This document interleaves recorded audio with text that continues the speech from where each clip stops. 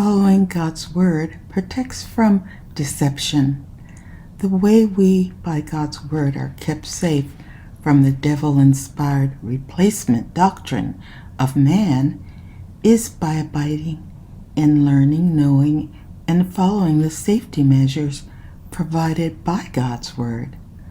The word of God, as it states throughout the scriptures, has the main purpose to give us the way to learn of God and to grow in our relationship with God, to prosper in knowing God from abiding in the Word of God, that as led we may shine before mankind good works for God's honor by using God's Word.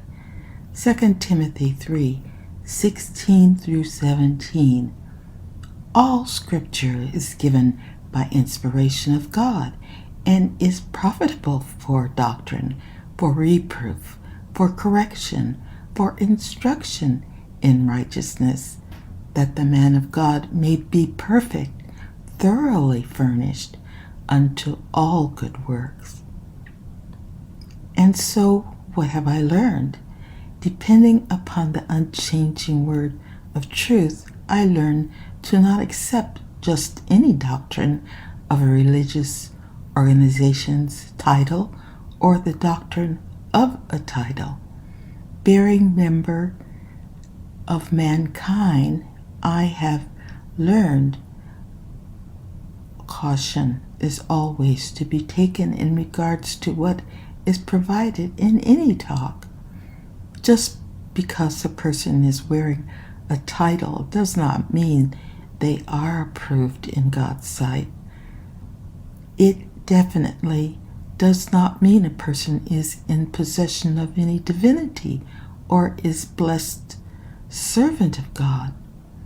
And having a title does not mean the person is in possession of special miracles and is serving God in spirit and in truth.